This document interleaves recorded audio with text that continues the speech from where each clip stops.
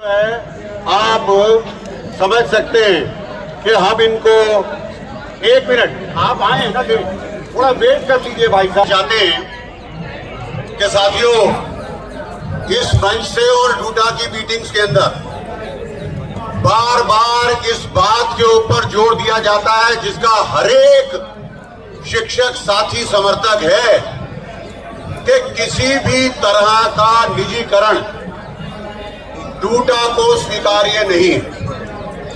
और जब हम ये कहते हैं किसी तरह का निजीकरण डूटा को स्वीकार्य नहीं है, तो मैं आपके ध्यान में ये बात लाना चाहता हूं कि हमारा एक्ट, दिल्ली यूनिवर्सिटी का एक्ट क्लॉज 6 क्या कहता है? ये विश्वविद्यालय हर कास्ट, हर क्रीड, हर वर्ग के लिए खुला हुआ है और उसको एजुकेशन देने के लिए बाध्य है। और जब हम ये बात कहते हैं तो इसका मतलब सोशली इकोनॉमिकली बैकवर्ड हो जाए, चाहे वो अग्रिम श्रेणी से आते हो, सबके लिए समान एक जैसी शिक्षा व्यवस्था, ये दिल्ली विश्वविद्यालय और उसमें जितने उसके कॉन्स्टिट्यूएंट कॉलेजेस हैं, ये उसका धर्म बनता है।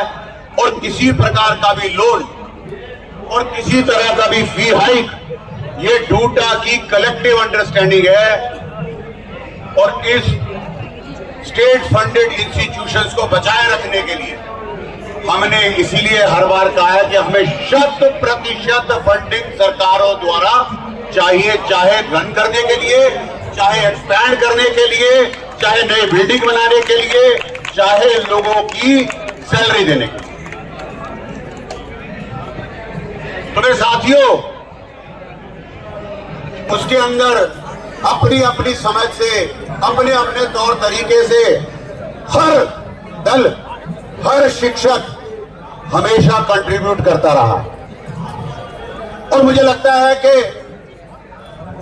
सालों से रुकी हुई प्रमोशंस और सालों से रुकी हुई परमानेंट नियुक्तियां का हो जाना इस बात का परिचायक है कि गवर्नमेंट को हम फंडिंग से भागने नहीं देंगे। जितनी वैकेंसीज खाली थी, जहां डॉक काम कर रहे थे तो वो अलग बात है, जितनी वैकेंसीज खाली थी वहां फिर भी हमारा ये प्रण है कि हर एक वैकेंसी के ऊपर परमानेंट नियुक्ति होगी और यूजीसी उसका पैसा भरेगा। हर एक प्रमोशन चाहे वो बैक डेट से हुआ हो, उन सबको पूरा एरिया हर शिक्षक को उसके अकाउंट में मिलेगा। और डूटा ने ये करके दिखाया। ये सब डूटा का मतलब है आप शिक्षक साथी, ये कोई एक आदमी का डूटा नहीं है, ये हम सबकी कलेक्टिव विजडम, कलेक्टिव स्ट्रगल और एक सोच का परिचायक है कि हम आज की स्थिति में।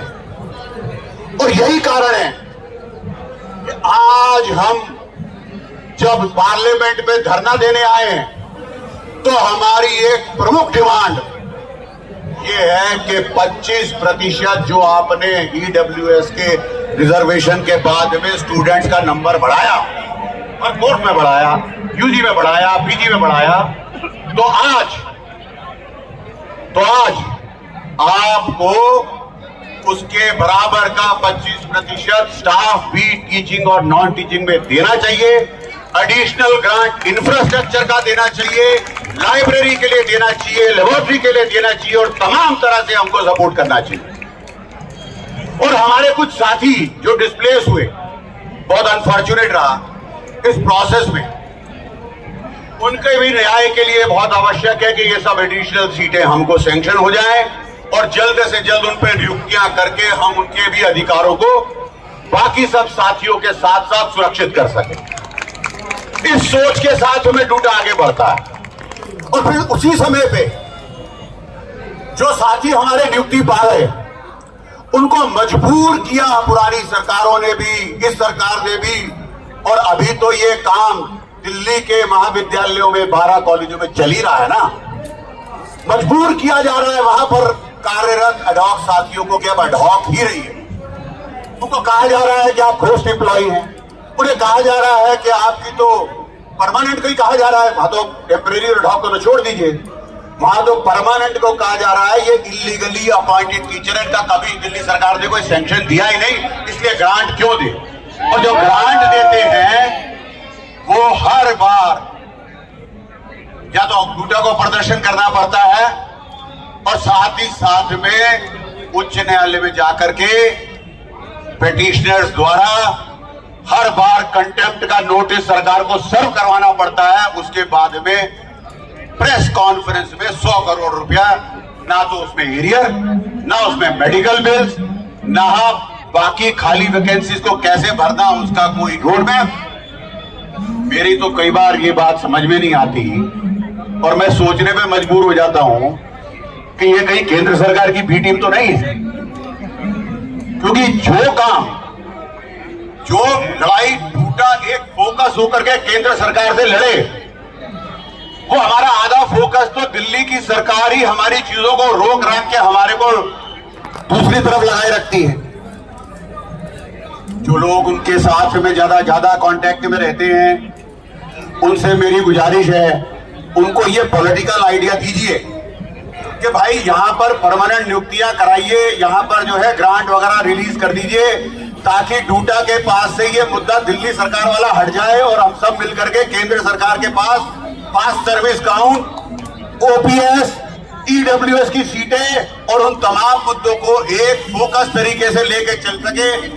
जो हिफा लोन द्वारा हमारे ऊपर प्रहार हो रहा है, जो एनईपी के इम्प्लीमेंटेशन के दौरान जहां जहां हमारे मेन कोर्सेज के अंदर लेक्चर पीरियड कम हुए, प्रैक्टिकल के पीरियड कम हुए, ये लड़ाई हम यूजीसी और मिनिस्ट्री ऑफ एजुकेशन से लड़े। अरे भाई, ये कौन सी नई पॉलिसी बनाई आपने कि डूटा की आधी एनर्जी जो है आप दिल्ली सरकार की तरफ डाइवर्ट करवा देते हो। तो इसीलिए मुझे लगा कि कहीं ना कहीं कोई मिली भगत चल रही है। और फिर कितनी आसानी से मंत्री दिल्ली की वो केंद्र सरकार को लिख करके बड़ा फ्रेंडली सा लेटर है। क्या फ्रेंडली लेटर है? 2-3 बातों पे ध्यान दीजिए। पहला, वैसे तो वो उस ग्रुप में बिलोंग करते हैं जो एनईपी का विरोध करते हैं, लेकिन जब पत्र लिखने की बात आती है तो या तो आप इन कॉलेजों को अंबेडकर यूनिवर्सिटी, स्किल यूनिवर्सिटी में दे दो, तो देने से क्या होगा, फिर हम इनको धीरे धीरे ऑटोनॉमस कॉलेजेस और डिग्री अवार्डिंग कॉलेज बना देंगे, जैसे कि और हमारे दिल्ली सरकार के इंस्टीट्यूशन चल रहे हैं। तो भाई, आप तो एनईपी के विरोधी हो, तो एनईपी की विरोधी होने के बाद में उसमें दी हुई बातों का जो दिल्ली के कॉन्स्टिट्यूएंट कॉलेजेस पे लागू ही नहीं हो रहा, आप क्यों धर्मेंद्र प्रधान जी को चिट्ठी लिख करके लालच दे रहे हो? क्यों लालच दे रहे हो? आप कह रहे हो हम ऑटोनॉमस बना लेंगे, दूसरा कह रहे हैं यहाँ फाइनेंशियल इरेगुलरिटीज है, उसका तो प्रधान साहब लोगों ने किया ही है। और वो तो अच्छा हुआ कि हमारे डूटा के डिमांड के ऊपर दिल्ली विश्वविद्यालय ने कमेटी बनाई, जिसके अंदर एग्जीक्यूटिव काउंसिल के मेंबर ही नहीं, चांसलर नॉमिनी भी उस कमेटी के मेंबर थे। और सारे कागजों को एग्जामिन करके उन्होंने कहा कि इन महाविद्यालयों में कोई भी नियुक्ति एडहॉक हो या परमानेंट हो, वो इल्लीगल तरीके से नहीं हुई है, वो इल्लीगल नहीं है। और इसीलिए अब जो ज्वाइंट सेशन होगा वहां हम सारे साथी इकट्ठा हो जाएंगे और हम डिमांड करेंगे जो हमने इस पत्र में भी लिखा है। अब वो फाइनेंशियल इरेगुलरिटी, हमारे को चोर कहना, हमारे को बेईमान कहना, हम गलत नियुक्त हुए हैं, ये सब कहना, अब हमारे हाथ में डॉक्यूमेंट है कि ये सब आपकी जो है साजिश थी, वो प्रूव हो चुका है। तो अब आप ही क्या दूसरा ऑप्शन देंगे? अब हम डूटा मांगेगी कि इन सब कॉलेजों को, 32 के 32 कॉलेजों को केंद्र सरकार के यूजीसी के फंडिंग में लाया जाए, पूर्ण रूप से 100%। 5% भी नहीं चाहिए हमें 5% भी नहीं चाहिए। 12 में 100% नहीं चाहिए और बाकी बच्चों के अंदर 20 में 5% नहीं चाहिए हमें नहीं चाहिए आपका 5%। ये यूजीसी के कॉलेजेस डिक्लेयर होने चाहिए और यूजीसी के अंडर आए और इस शर्त के साथ आए कि एज एंड वेयर बेसिस पे transfer, as and where basis के ऊपर, जैसी स्थिति में है, जो इंफ्रास्ट्रक्चर है, जो बिल्डिंग है, जो अंदर है, उसको ऐसे का ऐसा ट्रांसफर हो। ये हमारी समझ है। इसके लिए हमने इस पत्र में भी लिख दिया, चाहे हमने इसको यहाँ लिखा हो ना लिखा हो, लेकिन हमने रिजर्वेशन के अपने मुद्दों को के बैकलॉग और शॉर्टफॉल की वैकेंसीज भरी जाए, क्योंकि वो ज्यादा मुद्दा हमको दिल्ली विश्वविद्यालय में 22 तारीख को उठाना है, 22 तारीख को धरना है। और भी बड़ी संख्या के अंदर मैं साथियों से एक निवेदन करूंगा, उस दिन आप डूटा के धरने को सशक्त बनाएं, वहां आए और हम देखेंगे कि हमारी बातें मानी जाए। साथियों, काउंटिंग ऑफ पास सर्विस के बारे में मेरी एक समझ ये है कि बहुत बड़ा कोई बदलाव नहीं करना है। देखिए, हमने ये बात तो मनवाई ली है कि दिल्ली यूनिवर्सिटी के एडहॉक के लिए अब कोई समस्या नहीं सर्विस काउंट करानी। केवल एक क्लॉज रह गया कि स्टेज 2 के अंदर प्रमोट होने के बाद में क्या स्टेज 2 के अंदर 5 साल रहना आवश्यक है कि नहीं। तो जैसे 1998 की स्कीम में हमारे ऑर्डिनेंसेस के अंदर था, वही प्रावधान अगर हो जाएगा और केवल 3-4 शब्द ऐड कर देंगे, ज्यादा नहीं है, केवल 3 और 4 शब्द अपने को ऑर्डिनेंस में और यूजीसी रेगुलेशन में ऐड करवाना है। और ऐसा नहीं है कि हमारी बातें पहले सुनी नहीं गई। हमने जब 2010 की स्कीम को बहुत फ्लेक्सिबल और बहुत डाइल्यूट करवा लिया, तो नॉन पीएचडी साथियों के लिए 2024 तक का अमेंडमेंट अभी आया कि नहीं आया। हमारा अमेंडमेंट ओसीआरसी की रिलैक्सेशन 2023 तक रहेगा, आया कि नहीं आया। जब वो आया है तो ये भी आ सकता है। तो यूजीसी रेगुलेशन अमेंड होना कोई इतना बड़ा ख्वाब नहीं है जिसको पूर्ण नहीं किया जा सकता। साथियों, हमारे कुछ साथी बहुत आदरणीय हैं, जो हमारे से उम्र में बड़े भी हैं, कई बार हमारे समानांतर हमारे बराबर के हैं। उन लोगों को कभी ये विश्वास शायद नहीं हुआ होगा, या उनके काफी संघर्ष करने के बाद भी उनको ये लगा होगा कि प्रोफेसरशिप तो कॉलेजों में आने वाली नहीं। तो लेटर एज के अंदर जाकर के उन्होंने कोई खास पब्लिकेशंस पे ध्यान नहीं दिया, और उस कारण से हमारे वो साथी प्रोफेसरशिप की दौड़ में पीछे रहे। लेकिन उनका एक्सपीरियंस, उनकी कमिटमेंट में कोई कमी नहीं, उनकी टीचिंग एबिलिटीज में कोई कमी नहीं है। इसलिए हम सरकार से यहाँ से एक गुहार लगाना चाहते हैं कि उन सब साथियों को एक बार एग्जम्पशन, तो 2018 में एलिजिबल हो गए थे एक तरह से प्रोफेसर की क्वालिफिकेशन एज के हिसाब से, एक्सपीरियंस के हिसाब से, उनको एक एग्जम्पशन के माध्यम से, जब इतने सारे प्रोफेसर अब बनी गए कॉलेज के अंदर, और केवल दिल्ली विश्वविद्यालय के अंदर ही सीनियर प्रोफेसरशिप आई है। वैसे तो आप लोगों को मैं संज्ञान में डालना चाहता हूं कि लोग मॉडल तो किसी का भी नाम ले सकते हैं, कोई और महाविद्यालय के, कोई और विश्वविद्यालय के मॉडल का नाम ले सकते हैं, लेकिन मैं आपको याद दिलाना चाहता हूं इस मंच से, जेएनयू जैसी यूनिवर्सिटी के अंदर आज तक एक भी शिक्षक सीनियर प्रोफेसर प्रमोट नहीं हो सका। तो क्या ये डूटा की ताकत नहीं है कि यहाँ पर महाविद्यालयों में प्रोफेसर और डिपार्टमेंट में सैकड़ों सीनियर प्रोफेसर बन रहे हैं? क्या हमको हमेशा अपनी डिमांड्स को जोरदार तरीके से रखते हुए अपने में विश्वास पैदा करने के लिए आवश्यक ये नहीं रहता है कि जो हमारी अचीवमेंट्स हैं, चाहे वो प्रमोशंस की हो, परमानेंट अपॉइंटमेंट की हो, हमारे यूजीसी के रेगुलेशंस को अमेंड करा करके अपनी सर्विस कंडीशन को अपने फेवर में करने की हो, तो क्या हम उनको भी समय समय पे याद ना करें? ये बहुत जरूरी होता है अपने साथियों को याद दिलाना कि आप सबकी कलेक्टिव विजडम और कलेक्टिव स्ट्रगल और शक्ति के कारण हमने वो सब अचीव किया है जिसके आपके आसपास के महाविद्यालय, आपके आसपास की दिल्ली में रहने वाली और विश्वविद्यालयों को अभी वो प्राप्त नहीं हो रहा। कैसे हम यहां से डूटा के मंच से उनकी उन सब डिमांड्स का समर्थन करते हुए और उनको जो भी हमारे से मदद चाहिए वो मदद देने का ऐलान भी करते हैं। अगर उनमें से कोई ऐसी टीचर यूनियन है जो अपने शिक्षक साथियों के ऐसे मुद्दों को रिजॉल्व कराना चाहती है और डूटा के साथ मिल करके वो कोई उसके बारे में संघर्ष खड़ा करना चाहती है, मैं तैयार हूं। अपने ऑफिस बीनर्स की तरफ से ये कह रहा हूं कि हम उनके मुद्दे पे भी संघर्ष करने के लिए तैयार हैं।